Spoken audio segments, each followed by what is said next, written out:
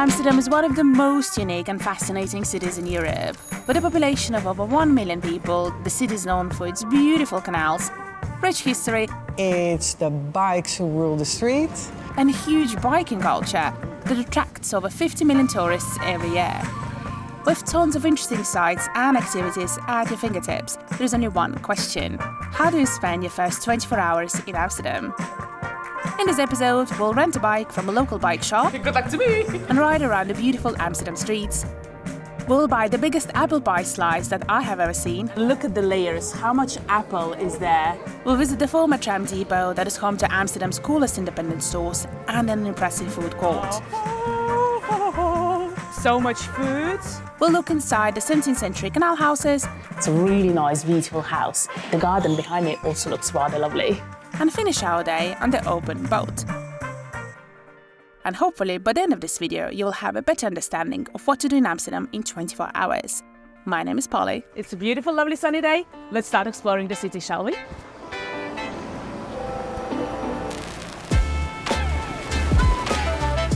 Our adventure starts at the Amsterdam Central Station, where I popped into their iAmsterdam store to pick up my iAmsterdam city card, as well as some city maps.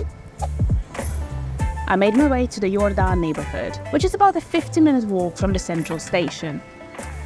Straight away, Amsterdam hits you with incredible canal views and the gorgeous canal houses, some of which date back to the 16th century.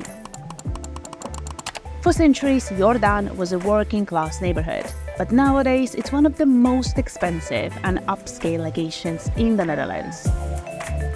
Here you can also see the hooks and pulleys on the canal houses that are still used to this day to hoist up heavy things such as furniture. We're here to rent out a bike from this local bike shop here. Look how cute is the sign. Let's pop in. Frederic Bike Rental is located on a cute side street with some great views on the neighborhood. The shop focuses on bike rentals and repairs and has lots of character. I especially love their signature Lego bike. All of this space where I am right now is usually filled with bikes. Talking about summer in Amsterdam. Try anything? After a quick explanation of how to properly lock and park the bike in Amsterdam, So you put it around? I was ready to set off. Nice. So I've got my bike, it was nice and easy, and I think the plan is to have an easy 10-kilometer ride around some of the Amsterdam's best and most interesting places. It's a nice and lovely sunny day today. Perfect for this lovely bike ride. Oh God, sorry.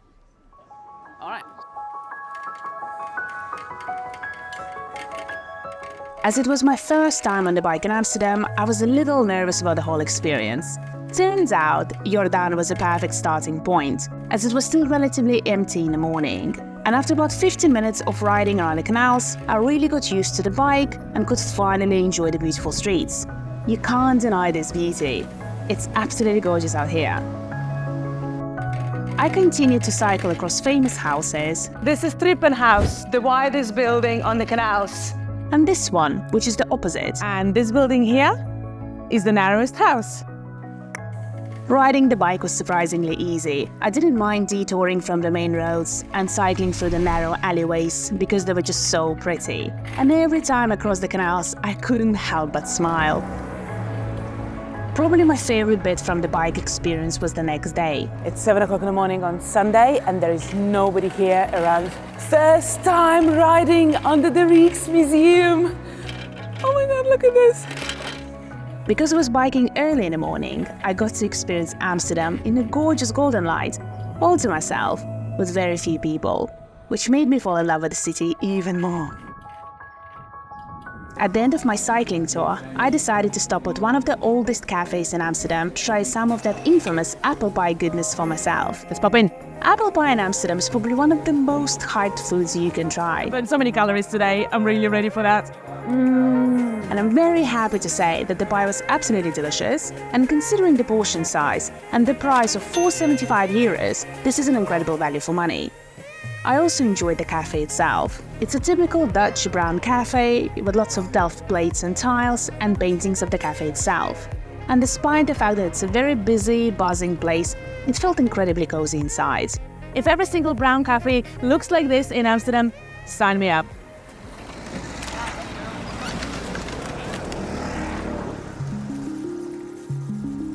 Walking along Amsterdam streets, your eyes quickly go from the interesting and intricate canal houses to all the unique shops that the city has to offer. I decided to pop into a shop called Madame Blue, which is known for its handmade jewellery and Delftware. Delftware is a type of pottery that has a thin glaze and is often painted in blue and white colours. The name Delftware comes from the fact that the majority of the production during the 17th century was concentrated on the city of Delft in the southwest of the Netherlands. What blew me away is that to this day Delftware is entirely handmade, just like it was all the centuries ago. And I was lucky to see how Delftware looks during the painting process and how it looks when it's finished. I was eager to check out more stuff that is made by local producers, so I decided to jump on a metro to go to the Halle, which is located in Amsterdam Oud-West. One of my favorite things about Amsterdam is how the people of the city have taken the old warehouses, industrial buildings, and have repurposed them to the current needs, sort of breathing new life into these buildings again. The Halle was empty for 25 years. This is a former tramworks, so you still see all the signs of the trams. The Halle came up with a plan to make this into the most sustainable hub and for the makers. Honestly, I just love how spacious this place is. There are loads of independent stores to explore, so I thought it would be a really good idea to speak to the owners to sort of get a bit of that local scoop on Amsterdam and on the Halle itself. So yeah, let's do it. My name is Mariette Hoitnik. Welcome to Denim City. This is the home of the House of Denim Foundation. It's a not-for-profit foundation with several goals, which is advocate the good, collaborate for the better, and educate the best. This is a unique setup where you have both a store, workshops, where we have an archive, a lab with a laser machine, super unique.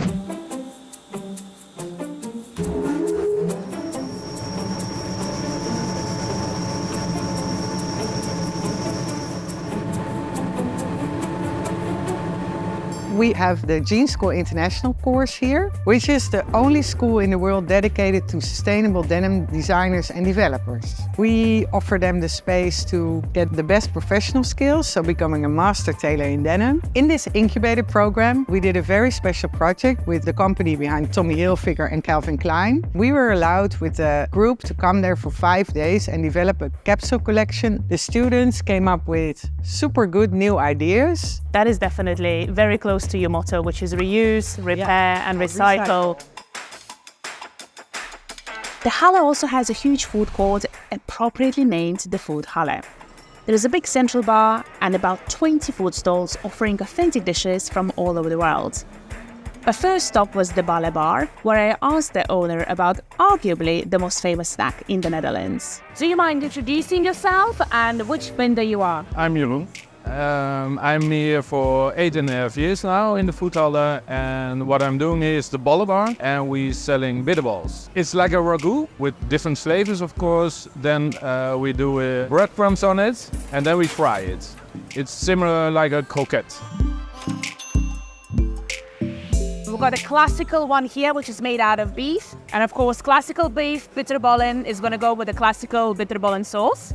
Nice, very nice. Smells yummy. So inside it has this really umami beef ragu, really loads of flavor, and mustard just kind of like brings that bitiness to it. So far, bitterballen are getting 10 out of 10. This is a very dangerous snack and I really like them. Does bitterballen has any kind of like, let's say, limitations, what you can or you can't put in? Yeah, I think you have limitations. The best way, I think, if you can make a soup or a sauce from something, then you can make it a bitterball. For my second course, I went to Taqueria Lima to get the delicious fried chicken tacos. The guys at Taqueria Lima are doing everything to make the most delicious food. They even use authentic Mexican tortillas, and they were so yummy.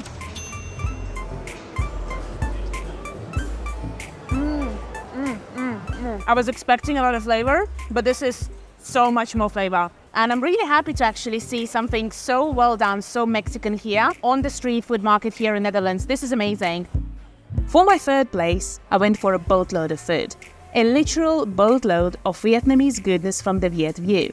You have your Asian salad here, you have your selection of sauces, you have your freshly wrapped summer rolls, you have your crispy chicken wings, and you have your golden spring rolls and my guilty pleasure snack, prawn crackers.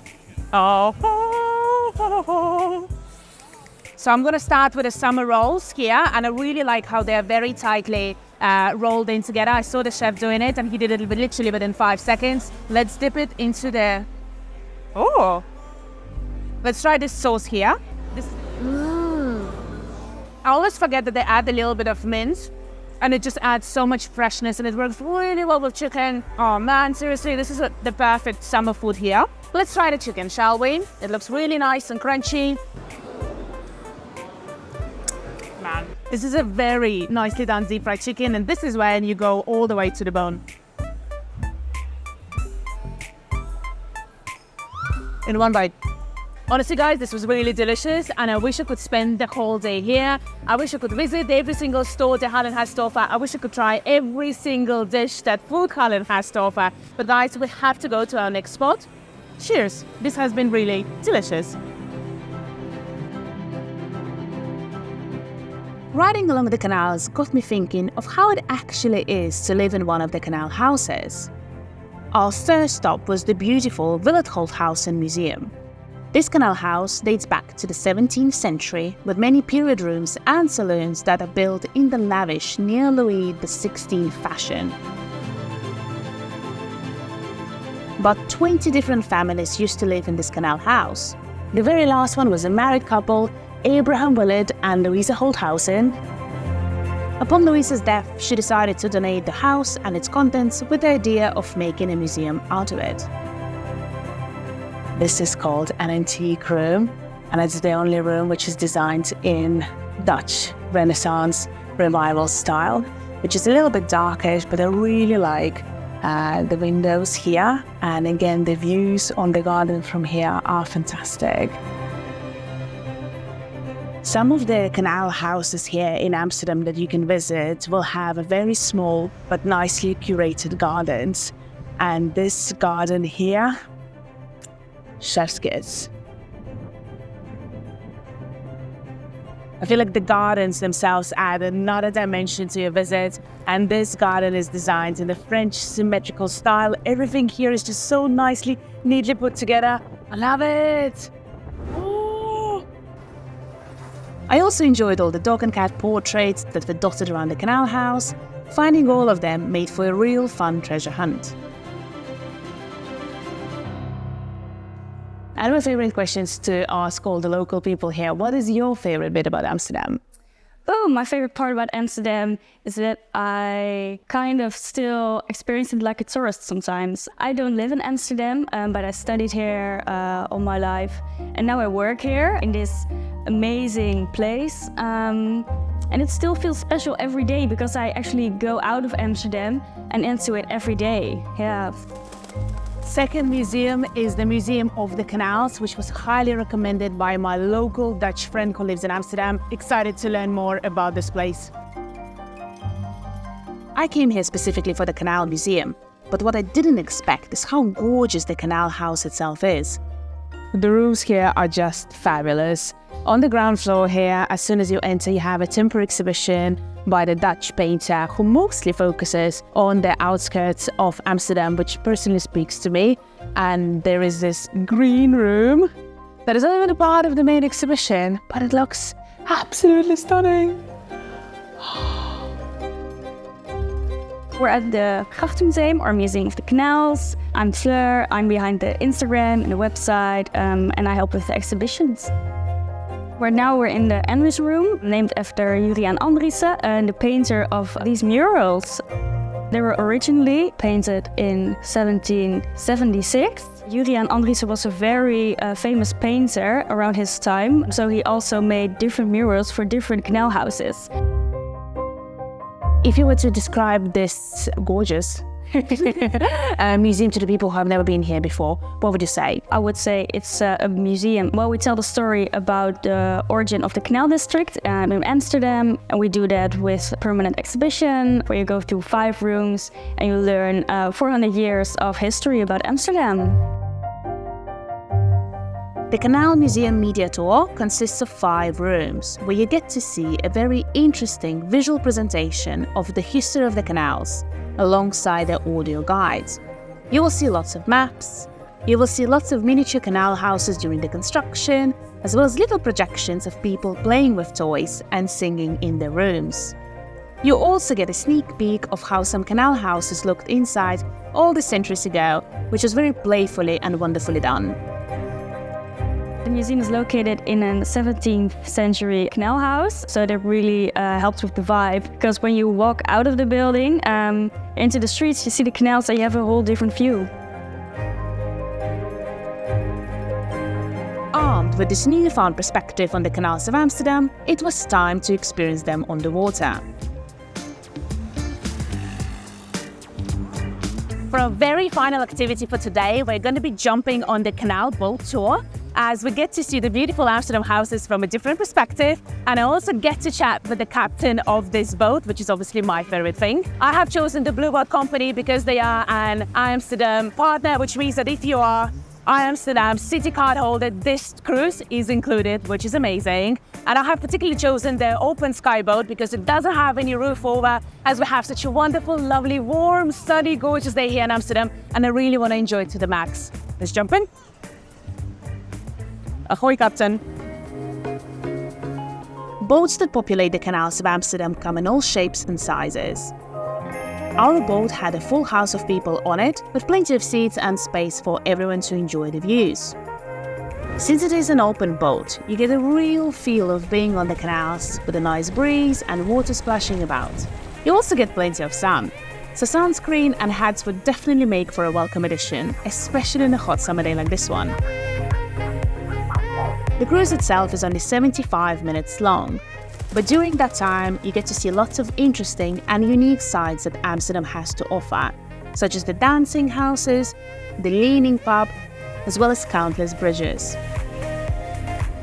Our captain Hans was a trooper and absolutely hilarious, and provided lots of interesting commentary and facts about life in Amsterdam. He even showed us his childhood home during the cruise, which was awesome. This was the very first sunny weekend in the beginning of summer after a whole week of rain, so you can imagine that the canals were absolutely jam-packed with boats. What surprised me the most though was how calm and organized everyone was on the water. Captains were giving heads up to other captains, locals waving to tourists, and just overall everyone seemed to enjoy their time on the water. And once we have entered the main Amstel Canal, I truly got the scope of how much of Amsterdam is connected to the water. Going for the boat ride in the evening was an excellent way to end the day, and it gave me some time to reflect on everything that we have seen and experienced during the last 24 hours. The history, the culture, the vibes of Amsterdam are absolutely undeniable. What sticks out more are the people of Amsterdam, how passionate and welcoming they are, and how much they want you to enjoy the city.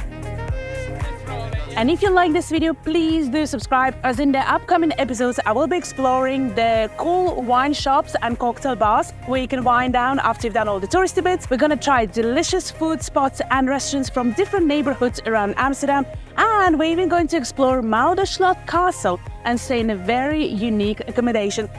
Plenty of goodness coming your way. My name is Polly, welcome to the I Amsterdam travel series, and I will see you in the next one.